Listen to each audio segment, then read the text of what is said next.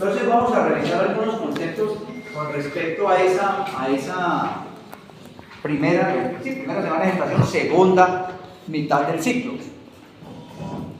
El ciclo se va a llevar a cabo principalmente, o se origina mejor, en el ovario, y por eso lo revisamos como ciclo ovárico, pero ojo, esto trae consecuencias o trae efectos tanto a nivel del endometrio como a nivel del epitelio vaginal, principalmente el cuello uterino y el moco cervical. Entonces, más o menos en el ciclo ovárico, cuando arrancamos, un promedio de 15 a 20 folículos empiezan a ser estimulados por esta hormona, la hormona folículo estimulante, FSH. Es una hormona hipofisiaria, al igual que la LH, también es una hormona hipofisiaria.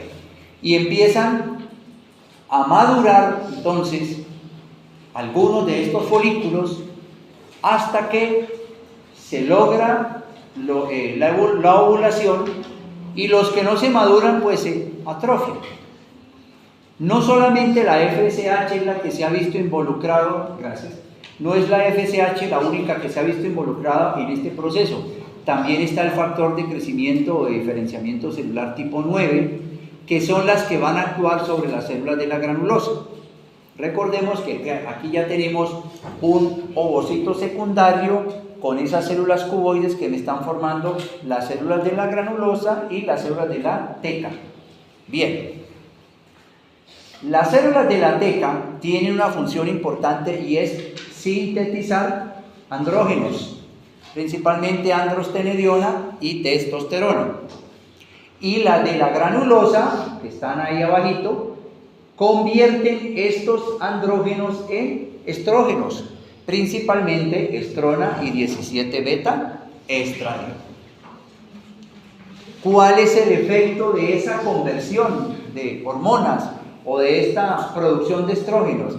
En primer lugar, los estrógenos van a favorecer en el endometrio la recuperación del endometrio que se acabó de expulsar con la menstruación, y en lo que se denomina la fase proliferativa o fase folicular. La menstruación expulsa el endometrio y ese endometrio hay que recuperarlo nuevamente. Entonces, es la mayor cantidad de estrógenos en esa primera mitad del ciclo la que me permite recuperarlo. ¿Y cómo les digo? Entonces, miren, un fenómeno ovárico ejerciendo su efecto a nivel endometrial.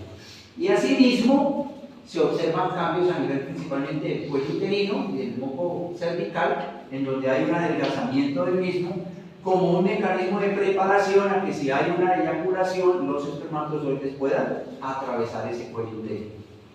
Y finalmente, el último resultado o el último producto de esta concentración de estrógenos en la primera mitad del periodo o del ciclo menstrual es que van a estimular a la hipófisis para que a mitad del ciclo produzca un pico de hormona luteinizante. Adicionalmente se observa un pequeño pico de folículo estimulante, que es la que está prevaleciendo en esta primera mitad, pero no es tan marcado como en la LH. Y ese pico de LH hacia la mitad del ciclo, entonces va a traer como consecuencia estas tres resultados. En primer lugar, se van a elevar las concentraciones de unos factores promotores y maduradores del ovocito que ha sido seleccionado. ¿Listo? Vuelvo y les digo, nosotros somos una especie de reproducción única, pero esto no exime que de pronto ovulen dos ovocitos. ¿Listo? No, pero eso ya es lo anormal, o lo no usual, mejor vamos a ponerle no. Entonces, estos ovocitos recuerden que vienen en este estadio, desde el nacimiento, vienen en el diploteno, y aquí con este pico de LH se termina la meiosis 2 y arranca, la meiosis 1 y arranca la meiosis 2, ¿ok? La cual, ¿cuándo va a terminar? En la fecundación. Bien, ahí están las dos meiosis para el caso de ovocito. Adicionalmente, ese pico de LH va a estimular durante los primeros días al folículo que acaba de botar o de expulsar el ovocito, el cual después de que expulsa el ovocito, después de la ovulación, recibe el nombre de cuerpo lúteo. Este folículo que expulsó el ovocito ahora se transforma en cuerpo lúteo. ¿Y cuál es la función de ese cuerpo lúteo? Mantener unos niveles altos de progesterona. Es el principal productor de progesterona. Por eso la segunda parte del ciclo se llama fase secretora o fase lútea. ¿Listo? Por esa estructura en la que se convierte ese folículo. Y estimula la producción de progesterona. ¿Para qué? Para mantener el endometrio lo más viable posible, para que si hubo una fecundación, el ovocito o el cigoto se pueda implantar. Si pasan los 14 días y no hubo fecundación, pues simplemente los niveles de progesterona caen, porque ese cuerpo lúteo empieza a atrofiarse, empieza a involucionar y se convierte en cuerpo albícalis, que ya no da suficiente cantidad de progesterona, y al caer esos niveles de progesterona, inmediatamente el endometrio vuelve y se desprende, y ahí viene el siguiente ciclo menstrual. Y así sucesivamente, esto se va repitiendo cada 28 días. Y el otro pico el otro resultado del pico de LH es la ovulación. Ruptura por el cúmulo óvulo, que era la estructura donde se anidaba el ovocito, el resto se convertía en la gran zona antral del folículo, y por allí se rompe ese folículo y se expulsa ese ovocito. Aquí tenemos entonces esta gráfica que nos muestra la relación entre la hipófisis y ese folículo que ha sido seleccionado cada mes durante la pubertad. Vemos que la FSH va a actuar sobre las células de la granulosa, que son estas que ustedes ven acá de color rosadito, pongámosle, y las moraditas son las células de la teca. Decíamos que la teca produce andrógenos, y esos andrógenos son inmediatamente convertidos a estrógenos en las células de la granulosa. Cuando hay estas alteraciones hormonales, pues es donde se presentan todos este tipo de trastornos, tanto de la frecuencia de ciclo menstrual o la apariencia de rasgos masculinizantes en algunas mujeres, porque hay algún tipo de insuficiencia hormonal o porque no se están convirtiendo adecuadamente estos andrógenos en estrógenos. Bien, y aquí vemos, aquí está el primer día, la mitad del ciclo, que es la ovulación como su principal determinante, y aquí volveríamos otra vez a este punto, yo volvería a la menstruación. Y vemos cómo la principal hormona de la primera mitad es la FSH. No quiere decir que no haya presencia de LH, pero la presencia de LH en esta primera fase es muy baja. Vemos que el principal pico lo va a dar aquí en la ovulación, y su mayor acción, como dijimos, se va a dar en la LH, porque esa LH es la que va a mantener ese cuerpo lúteo, es el producto de un folículo que ha ovulado, con la producción de progesterona. Bien. Entonces ahí tenemos también esta grafiquita que de pronto muchos la han conocido previamente. Este pues es el fenómeno en el ovario, que es este mismo que está graficado acá. Acá vemos como folículos primordiales maduran a folículos primarios, luego a folículos preantrales, ya folículos secundarios, antrales, y ya este folículo de Graf o folículo secundario maduro. Luego viene la ovulación, aquí estaríamos en este punto, ¿lo ven? En el día 14. Y luego vemos cómo el folículo de donde surgió este óvulo se convierte en el cuerpo lúteo, que es el principal productor de progesterona para mantener el endometrio viable. Y si no, al cabo de los 28 días o después de los días 21 o 23, se convierte en cuerpo albícalis. Aquí esta laminita nos muestra como el paralelo entre lo que está ocurriendo a nivel del ovario, lo que está ocurriendo con la temperatura corporal, lo que está ocurriendo con las hormonas que se producen en la hipófisis, lo que está ocurriendo con las hormonas que se producen en los ovarios y lo que está ocurriendo en el endometrio. ¿Listo? Entonces, si partimos del primer día de la menstruación o el día 0, vemos que hay la pérdida del endometrio, de la capa funcional, y luego, posterior a la terminación de la menstruación, empieza la fase folicular o proliferativa, es decir, hay que recuperar este endometrio. Y vemos que el principal responsable es un aumento de la folículo estimulante con respecto a la LH, en esta primera parte. Si ya ven aquí más, es esta verdecita que tenemos acá pintada. La LH es la azul. ¿Ok? Y ese aumento de la FSH, ¿qué trae como consecuencia? Mire, que se aumenten los niveles de estrógenos. Entonces, y estos estrógenos recuperan el endometrio, mejoran el epitelio vaginal, disminuyen la filantez o la especialidad del monco cervical hasta el día 14, que en el día 14 lo que observamos es un descenso en la cantidad de estrógenos, pero un aumento principalmente en la hormona luteinizante. Yo les decía que la FSH también marca un pequeño pico, pero no es tan marcado como la LH. Y esa LH que dijimos, produce la ovulación y aumenta la producción o estimula al cuerpo lúteo para que produzca gran cantidad de progesterona y este endometrio entonces entre en la fase lútea o en la fase secretora, que es mantenerlo viable para que si hubo fecundación, ese embrión se pueda implantar. Si no hay fecundación, pues sencillamente ese cuerpo lúteo ya no es capaz de seguir produciendo progesterona y se transforma en cuerpo albicans e inmediatamente se produce la nueva menstruación.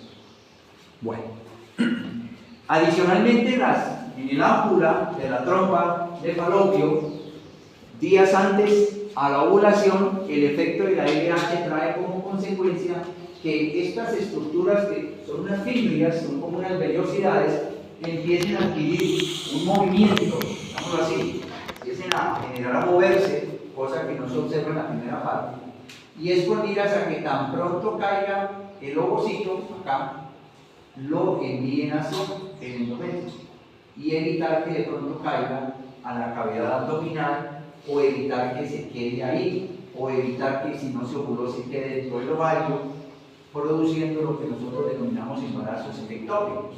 Son cuando se forman embarazos en sitios que no corresponden al endometrio. ¿Listo? Bueno, si no hay fecundación, ya miramos, inmediatamente se atresa ese cuerpo lúteo, el cuerpo blanco, y se produce la menstruación. Pero si hubo fecundación, el huevo o cigoto, que es el nombre que recibe ya esa nueva estructura, ese nuevo individuo, ese nuevo embrión, empieza su proceso de maduración y ya empiezan a darse divisiones de tipo mitótico. Empiezan a multiplicarse a 2, a 4, a 8, a 16, etcétera, etcétera. Y empieza su viaje hacia el endometrio. Ese viaje demora aproximadamente unos 7 días, 6 a 7 días. Y ya a los 7 días se implanta en ese endometrio. Si a los 7 días se implanta, vamos a ver que en el momento de implantación, dentro de su proceso de división, hay unas células que reciben el nombre de sincitio trofoblasto. Ya ahora vamos a mirar ahorita con más detalles. Y esas células son las que se van a encargar de producir una hormona que recibe el nombre de gonadotrofina coriónica humana. ¿Y cuál es la principal función de dicha hormona? Ir y evitar que ese cuerpo lúteo se convierta en cuerpo albicans. ¿Y qué ganamos con evitar que ese cuerpo lúteo se convierta en cuerpo albicans? ¿Qué hace el cuerpo albicans? El cuerpo lúteo. Producir progesterona.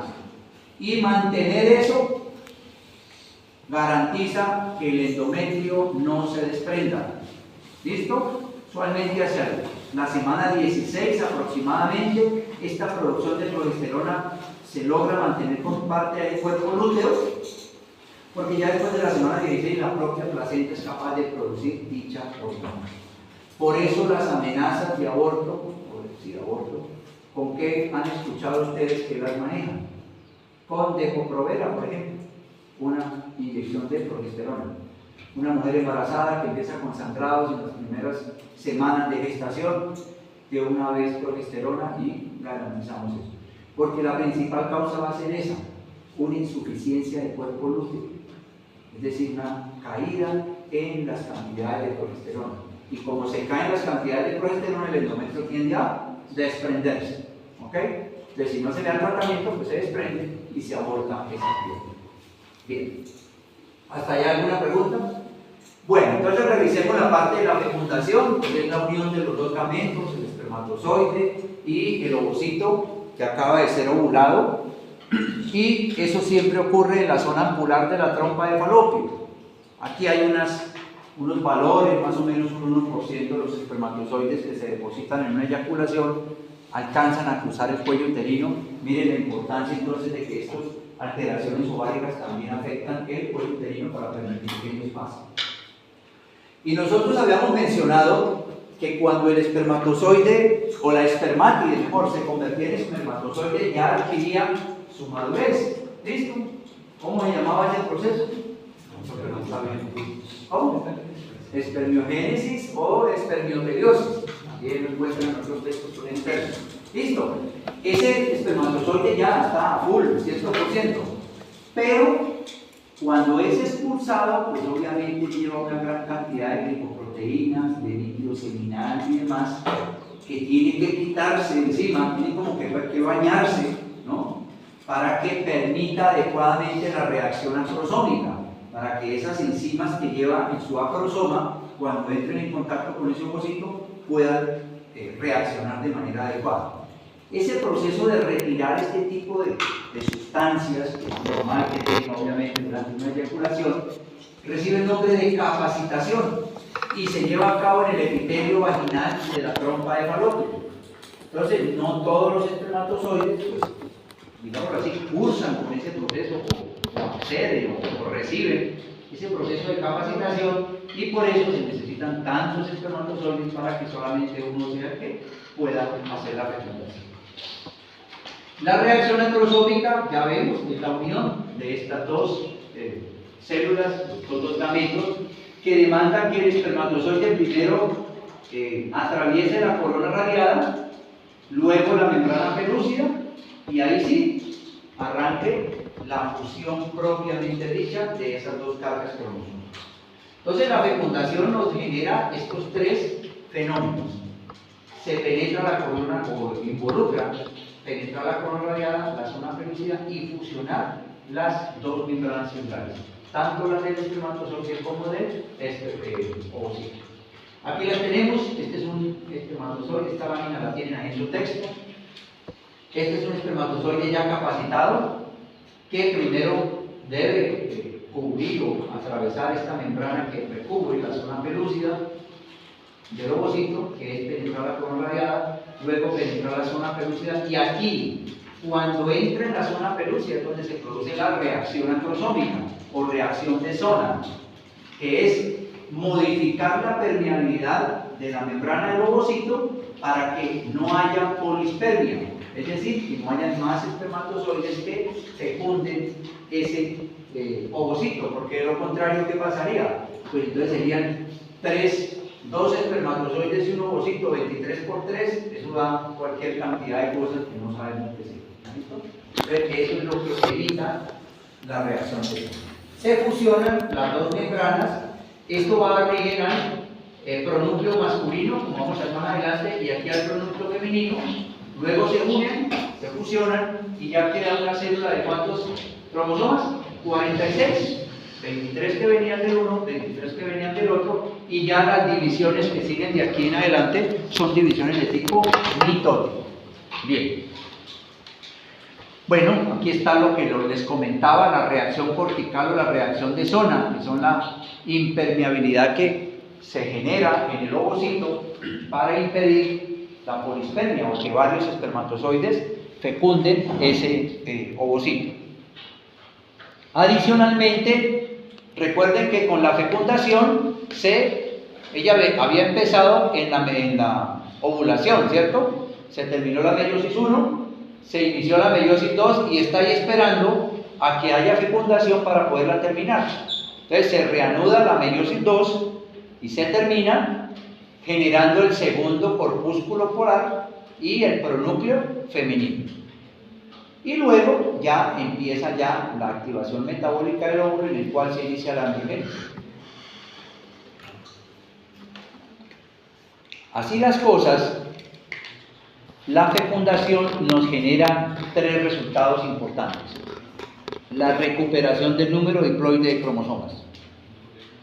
La determinación, bueno, aquí me disculpan, no es el género, el sexo del individuo. Y el inicio del proceso de segmentación. ¿Qué es el proceso de segmentación? Es el proceso que involucra todas las divisiones mitóticas de este nuevo ser o de esta nueva célula que ya es diploide en un sinnúmero de células también diploides, porque ya aquí este proceso de segmentación es a punta de divisiones mitóticas. Bueno, aquí tenemos un resumen, también una lámina que encuentran ustedes ahí en su texto.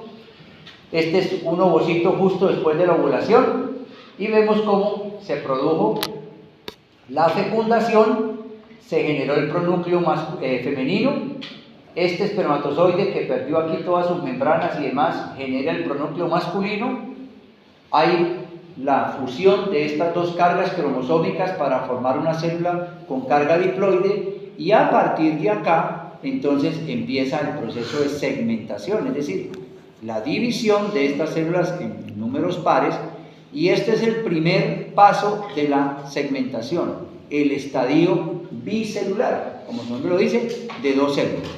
Esto seguirá reproduciéndose o dividiéndose en números pares, 4, 8, 16, 32, etcétera, etcétera.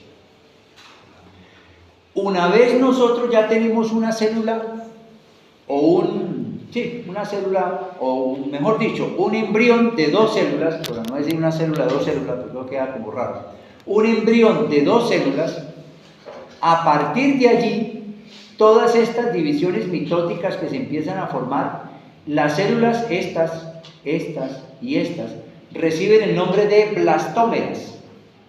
La nueva célula, después de que ya se parte en 2, ¿listo? Porque si no se ha dividido, recibe el nombre de ¿qué? De huevo o cigoto, ¿listo? Ya cuando se parte en 2, ya eso no es un huevo o cigoto, ya empezó su proceso de segmentación. Entonces, a partir de ese estadio bicelular, entonces recibe el nombre o se le da el nombre de blastómeras. Y sigue dividiéndose y se calcula que después del 3er día de fecundación, aproximadamente, ese embrión está conformado por 16 células. ¿Qué es lo que recibe el nombre de la famosa mórula? Sería esto de aquí. Más o menos esto es lo que nosotros tenemos, una estructura embrionaria que está conformada por 16 células. De esa estructura, ¿y estas células cómo se llaman? Blastómeras. Entonces sería, una mórula está conformada por 16 blastómeras. ¿Listo? Esa es la respuesta. Ok. Entonces, a partir de acá, estas células empiezan a organizarse y generan, a raíz de la expresión de ciertos factores de diferenciación celular, generan 2 líneas celulares bien importantes, o 2 tipos de células bien importantes. Una primera, que recibe el nombre de masa celular interna. ¿Listo? También recibe el nombre de embrioblasto. ¿Por qué? Porque a partir de ese cúmulo de células van a surgir los tejidos de ese nuevo individuo. Y existe otra que se ubica más hacia la periferia, que recibe el nombre de masa celular externa, o trofoblasto, que es lo que va a dar origen a la placenta. ¿Listo? Y dentro de ese trofoblasto también se subdividen en 2. No sé si ustedes ya vieron en histología lo que significa un sincitio. Un sincitio es una, ¿cómo llamarlo? Ya tengo el nombre, pero me olvidó. Pero digamos que es como una masa de células, pero cuya división celular no es tan evidente, no es tan observable al microscopio. Y cuando lo observamos al microscopio, observamos que es como una especie de una gran célula multinucleada.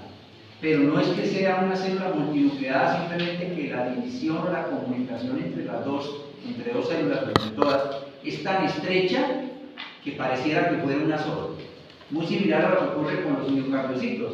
El sistema eléctrico cardíaco precisamente puede despolarizar fácilmente el corazón porque el miocardio se comporta como un sincitio.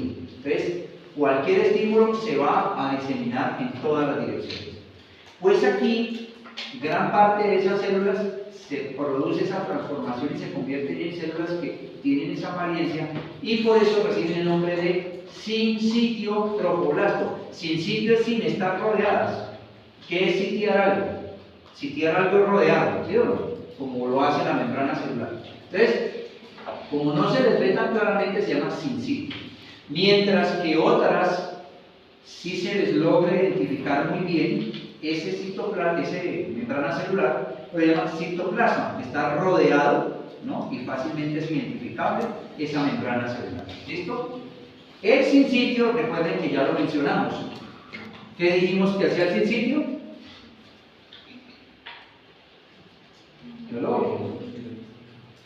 Producía la gonadotrofina coriónica humana. ¿Para qué? Para impedir que el cuerpo lúteo dejara de producir progesterona. ¿Listo? Mira, muchachos, que memoria de inmediato plazo, que no está perdiendo. ¿Bien? Bueno. Entonces, mire, tenemos el trofoblasto que va a dar origen a la placenta y el embrioblasto que va a dar origen a los tejidos corporales. Entonces, aquí está. Miren el cambio que ha surgido entre esto, ¿listo? Y esto. Vemos cómo, adicional al hecho de que ha habido una diferenciación en lo que yo les decía, la masa celular interna y la masa celular externa, que es el trofoblasto, este es el embrioblasto, adicionalmente se le ha armado una cavidad. ¿Listo? Y yo no sé si ustedes se acuerdan cuando empezamos hace 15 días la clase, que yo les dije, mire, esta es la foto de todos nosotros en la segunda semana de gestación. ¿Qué le falta a esto para hacer esa fotico que les mencioné? Yo les decía, esto que aquí tú las torceles va a dar origen al saco vitelino. Decíamos, aquí estaba el saco vitelino. Y aquí había una que se llamaba cavidad amniótica. ¿Listo? La veíamos con dos cavidades. Y yo les decía, bueno, el saco vitelino va a desaparecer y luego nos va a envolver el saco amniótico, la cavidad amniótica. Entonces, miren que ya vamos empezando a ver el orden o la forma que va tomando esta estructura. Entonces, va a formar este blastocele, que es lo que va a ser el saco vitelino primitivo. Y miren la organización que tiene. La masa celular interna o el embrioblasto, los grandes tejidos, y el trofoblasto, que es esta masa completamente externa, miren que está rodeando el blastocele. Y a partir de acá, esta zona se va a convertir en lo que es citotrofoblasto, ¿listo? Y estas finales que van a entrar en contacto con el endometrio se van a transformar en sincitio trofoblasto. A medida que van ingresando a entrar en contacto con el epitelio del endometrio uterino, inmediatamente van perdiendo esa diferenciación y por eso se ve como una célula multinucleada, como un sincitio. ¿Listo? Esto hay una serie de hormonas, de proteínas, la L-selectina es la más importante, que es la que permite la implantación. Aquí ya este personaje ya está implantado. ¿Listo? O sea que si nosotros estamos aquí hablando de que ya está implantado, tiene que estar por encima del sexto, séptimo día, no puede estar antes. Y si miramos, si esto se está ocurriendo al sexto día y ovulamos en el 14, ¿en qué día estamos? 14 y 6. 20 de todo el ciclo. Y me devuelvo acá.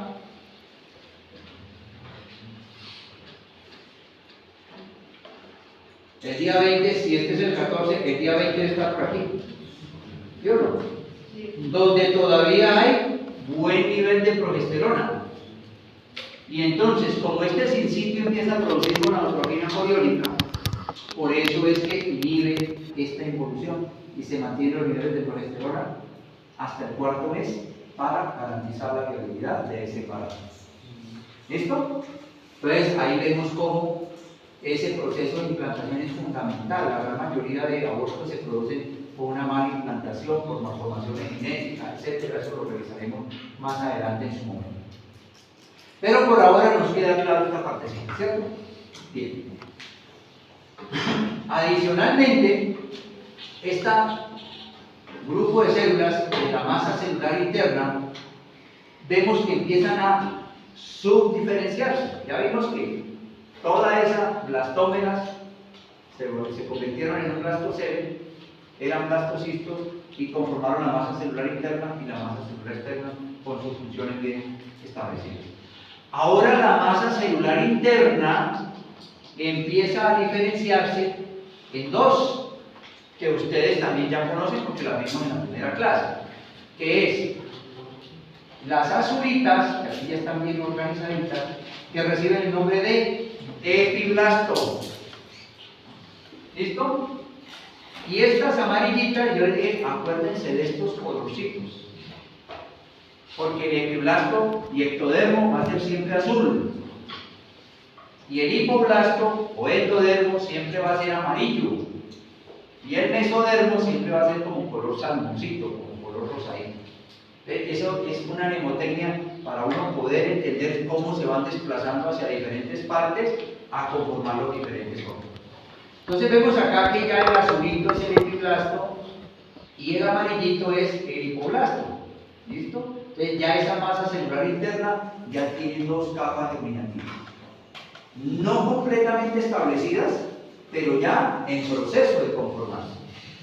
Y adicionalmente, de esta capa de células amarillitas que es el hipoblasto, nos dicen que una porción de ellas empieza a transformarse en una estructura que recibe el nombre de endodermo visceral anterior. Por eso yo les decía, desde ya les dando el fin de la película, ese hipoblasto se convierte en endodermo, este epiblasto se convierte en ectodermo, y la parte media, que es la que surge en la tercera semana de gestación, que es como le digo, es la crema de la galleta Oreo, y hoy es el mesodermo. ¿Listo? ¿Qué es el que es de color como salmoncito? ¿Cuál es la importancia de ese endodermo visceral anterior? Que a partir de estas células o esta línea celular se van a generar todas las estructuras del extremo cefálico del embrión. Es decir que de entrada ya podemos decir que por aquí va a quedar la cabecita. No sabemos todavía dónde, porque está apenas empezando, pero hacia esta esquina van a empezar a derivarse todas las estructuras, las vesículas cefálicas, todo lo que es la vesícula pericárdica, etcétera, etcétera, que corresponden al extremo craneal. Y de aquí para abajo, pues obviamente todo lo que es abdomen, pelvis y extremo caudal de ese. Bueno. Para recordar algunas cositas del útero, ¿no? Pues está formado por estos tres complementos. Pues aquí desde el punto de vista embriológico nos interesa el endometrio, que es el funcional, pero por fuera de él está la capa muscular, ¿listo? Y por fuera está el perímetro, que es ese tejido seroso que lo está sosteniendo y lo está colocando en contacto con el peritoneo. Las tres fases, ya lo habíamos visto, la fase folicular, ¿listo? La primera, la fase secretora o la fase lútea y la fase meses.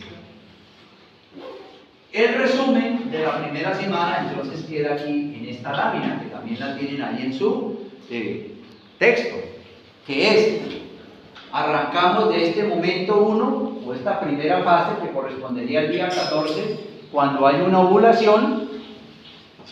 Esa ovulación inmediatamente pues cae aquí, las fimbrias empiezan a empujarlo hacia el útero. Aquí se produce, dijimos, en el ámpula la fecundación. Usualmente pues dicen que un ovocito puede permanecer incluso hasta 72 horas viable para ser fecundado, pero si fue fecundado a las 12 o las 24 horas, entonces no hay problema. Luego siguen generándose el pronúcleo femenino, el pronúcleo masculino. Ya esto entonces, ¿cómo recibe el nombre? Esto ya es un embrión, esto ya no es ningún ovocito, este es el huevo o cigoto, ¿listo? Ya se están empezando a generar todas las diferentes divisiones para que se empiece el proceso de segmentación.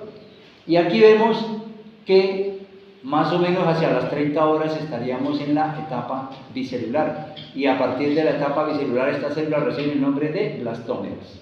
¿De acuerdo? Bueno, más o menos al tercer día resucitó, no mentira, al tercer día más o menos estaría en estado de mórula, que sería aproximadamente unas 16 células, y 7 días ya aquí tendría, pues aquí hay 16, aquí habrán de pronto 32, 64, todo el número que uno se puede imaginar. Pero mire que después del quinto día ya se forma el blastocele. Ya aquí vemos o podemos identificar claramente la masa celular interna, la masa celular externa, que es el trofoblasto, y después del sexto día, aquí dice 5 días y medio, igual estos tiempos son muy aproximados, no podemos entrar en esa psicorrigidez de que tienen que ser, ¿no?, una hora precisa, se produce la implantación. Y es esta implantación la que, como les digo, en esta parte del trofoblasto, el sincitio empieza a producirla con la hormona coriónica humana para que vaya y le diga al cuerpo lúteo, aguante un rato porque ya hay una fecundación, y entonces el cuerpo lúteo sigue produciendo progesterona más o menos hacia la semana 16 o cuarto mes, en donde la placenta ya empieza a producir su propia gonadotrofina coriónica y logra mantener el embarazo hasta el momento del parto. Preguntas muy puntuales, esto no tiene la primera semana.